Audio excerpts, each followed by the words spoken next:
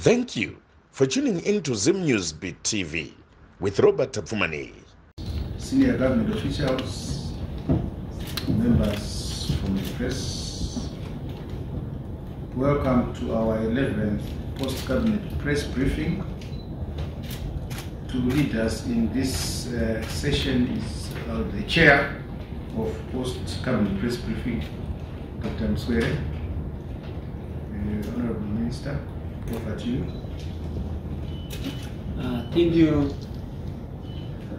Thank you, Chief Secretary Dr. Rushwaya. Members of the Fourth Estate Cabinet discussed a number of issues, which include the following. Cabinet approved the report by the Interministerial Committee on Drug and Substance Abuse as presented by the Minister of Defense, Honorable OCZ Mchinguri Kashiri. As government continues to intensify its response against drug and substance abuse across the country, a number of measures have been put in place. Since January 2024, about 6,148 people were arrested, 677 were suppliers, and 5,471 were end users, and a total of 106 illegal drug and substance trading bases were identified, raided, and destroyed in the following respective areas: Harare Metropolitan Province, Shamba, Chinoi, Bindura, Bulawayo, and Mutare. 51 liquor outlets were charged for operating without the correct licenses, while 268 operators were also arrested for violating license conditions, and 17 outlets had their licenses cancelled for violating operating conditions. A total of 311 countrywide inspections on medicine outlets were conducted, and 62 licenses focusing on medicines were confiscated. Awareness campaigns on drug and substance abuse are being accelerated, targeting all the people of Zimbabwe, but mainly focusing on youth and children. The Youth Service in Zimbabwe training program will commence in June 2024 at Daya and Vumba training centers.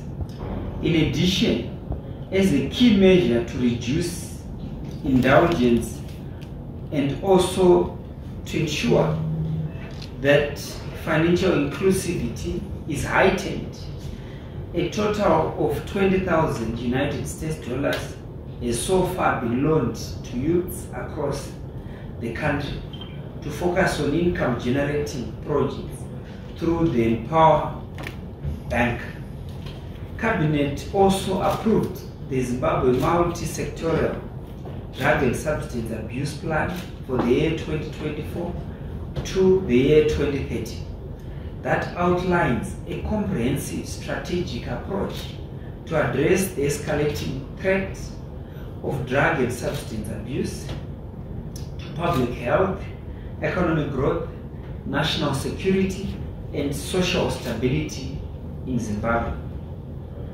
The decentralization of Drug and Narcotics Department will be expedited, and Cabinet also approved the review and updating of the fine structure and directed that suppliers must be prosecuted through the courts of law and not through spot fines. The establishment of an outpatient psychosocial support framework, which includes centers and parenting groups countrywide, as well as the purchase of psychotropic medicines and food provisions for rehabilitation centers will also be expedited. The Minister of Defense, Honorable OCZ Mchinguri Kashiri, also updated Cabinet on the principles for the Zimbabwe Drug and Substance Agency Bill. The nation is advised that the prevalence of drug and substance abuse has become a global issue, and Zimbabwe has not been spared.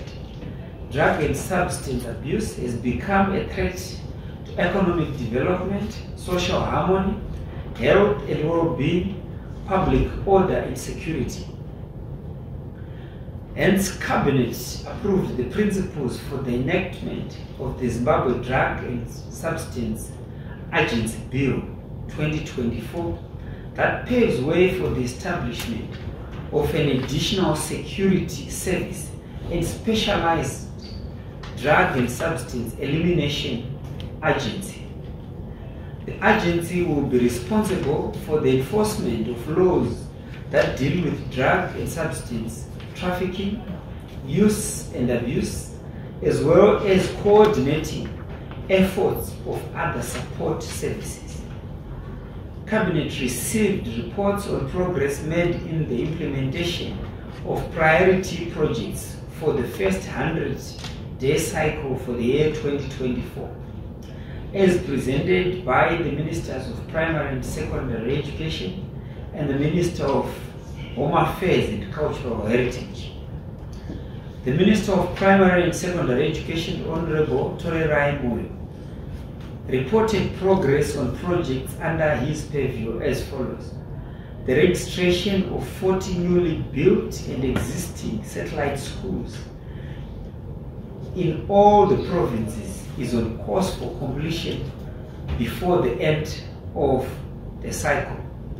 The upgrading of schools' infrastructure, which is the rehabilitation and upgrading of classroom blocks, administration offices, accommodation, water and sanitation facilities at 11 schools is on course for completion before the end of the cycle. The construction and conversion of 10 laboratories at schools in Manicaland, Matabeleland North, Harare Metropolitan, Masvingo and Mashonaland provinces is on course for completion before the end of the cycle. The construction of 4 sustainable and affordable boarding facilities in Manicaland, Masvingo and Mashonaland East provinces is also on course. The Minister of Home Affairs and Cultural Heritage, Honorable Kazembe Kazembe, reported progress on projects under his purview as follows. The establishment of the Howard Mission Community Archive in Mashonaland Central Province, which is at 20% in terms of completion. Resource mobilization for the decentralization of e-passport services to Gokwe South, Midlands Province is currently underway. The storyline development and the collection acquisition exercise in all wards has been conducted for the refurbishment of the Nambia Community Museum at Wange in Matabeleland North Province, and 15% of the overall works on the online border management system has been completed. Cabinet also considered and approved a proposed public-private partnership project between ZESA Enterprises and Management Services, as presented by the Honorable Minister of Finance, Economic Development and Investment Promotion, Professor Honorable Tulingoye. The initiative will promote investments and access to reliable and affordable energy. Cabinet also approved an agreement framework for the United States $25 million transmission cable manufacturing plant in Harare.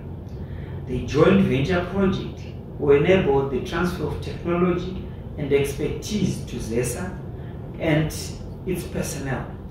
The project will ensure availability of power cables for the revitalization and expansion of transmission and distribution networks in order to meet national targets for increased access to electricity. Players in the mining and cable manufacturing value chains and downstream industries will also benefit significantly from the project. The local copper mines will have a local market for their produce, and there will be significant employment opportunities for Zimbabweans. The value chains will also contribute to increased gross domestic product through local, regional, and continental cable and related product sales, which also includes exports. Cabinet received and noted the report on a state visit by His Excellency Dr. William Ruto, who is also the President of the Republic of Kenya, as presented by the Minister of Foreign Affairs and International Trade, Honorable Dr. Frederick Shaba. The nation is advised that His Excellency, the President, Dr. Edi Mnangagwa, invited his counterpart, His Excellency Dr. William Ruto, the President of the Republic of Kenya, to officiate at the Zimbabwe International Trade Fair 2024. The two presidents will witness the signing of a number of memorandums of understanding agreed upon by the officials at the Zimbabwe-Kenya Joint Permanent Commission. I thank you. Thank you very much, Honorable Minister, for that presentation. We now move to the first round of 3 questions. After those 3 questions, we get responses from the Honorable Ministers. Then we move to the second round of 3 questions. So let's start. Yes. Thank you. My name is Bernard from Newsbox. My question is on the copper cables project. You said local copper mines will fit into this project, but I understand currently no copper mines function where it's down, so it's last week scheduled. So just to understand if there are any plans to revive those mines regionally. Yes, thank you very much. Next question.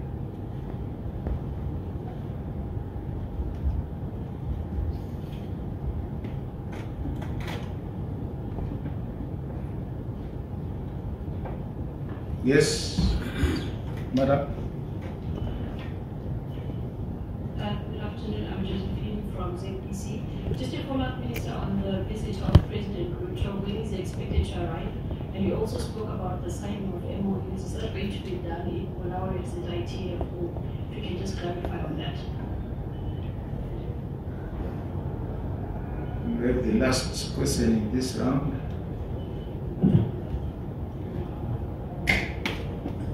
Yes. Max Tabata from Star FM. My question goes to the Minister of Education. I just want to do a follow-up on what you said concerning the government space in establishing schools. But we have also witnessed that there has been an increase in private schools which are being established all over the country. Are there any mechanisms that the government is putting in place so that the private schools won't be above government schools, considering that it looks like there is a fast pace to the establishment of private schools? Any regulation on that? Thank you very much. We now move to you, Minister, for the responses to those questions. Thank you, Chief Secretary. The first question is from Bernard from Newsbox, that to the Minister of Home Affairs about any plans in terms of the revival of copper mines. Also it's something else, but I will allow the Minister of Home Affairs to respond first. Thank you very much, Honorable Chair. And allow me to thank Bernard for such a pertinent question. Yes, in fact, from a business perspective, once there is use of the copper, once we have a company that requires as raw materials copper, and we believe that the setting up of this company will result in a lot of exports in this regard, as this copper cables are not only meant for the domestic market. So the moment that you have a company that consumes a lot of copper, that automatically creates demand for the raw material. And when there's demand from a business perspective, it requires some intervention. So it creates an opportunity, if you like. So definitely there will be resuscitation of not just one copper mine, but probably a number of copper mines. And once that happens, we also we believe that a lot of other potential investors will also come and want to invest in the copper itself as a raw material into this new factory, which we believe will be a leader in the region when it comes to cable manufacturing. Thank you, Honorable Chair. Thank you, Honorable Minister. The third question is about the proliferation of private sector initiatives in the education arena. I think his worry is that we have more private schools, but I'll allow the minister. But I think it clearly shows that there is a good investment climate in the education sector. But I'll allow the minister to tackle the question. Honorable Moyo. Thank you, Honorable Chair. I wish to thank Mr. Tabataba for the question. In fact, it is government's thrust to ensure that we establish as many schools as possible, because we have a deficit in terms of number of schools. The latest information I have is that we have a shortage of close to 2,800 schools, and that is witness a proliferation and mushrooming of schools, which we may want to define as private. But I have to be very clear, the private schools that we want must be registered with the Ministry of Primary and Secondary Education.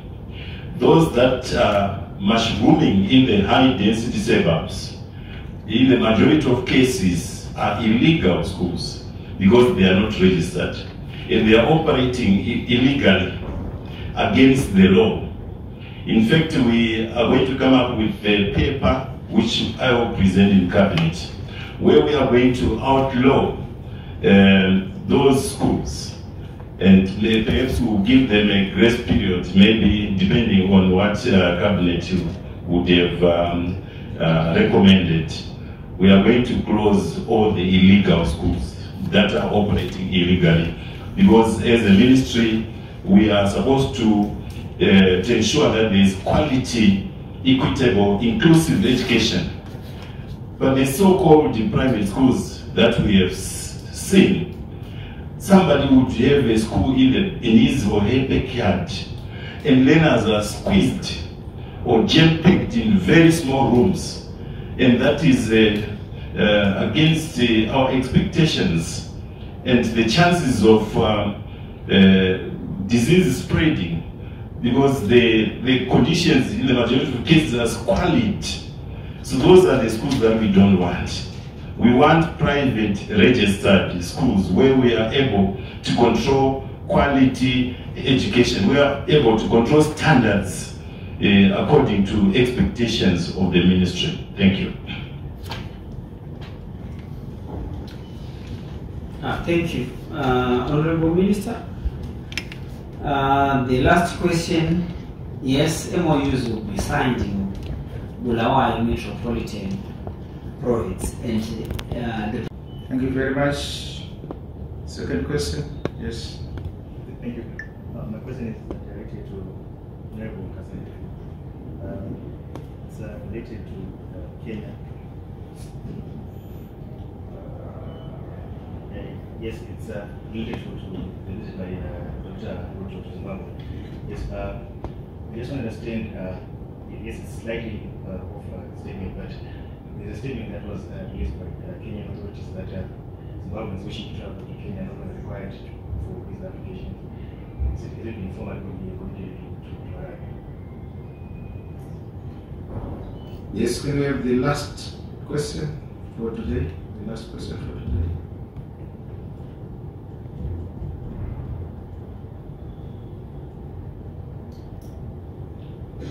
Seems they are satisfied, Honorable Minister.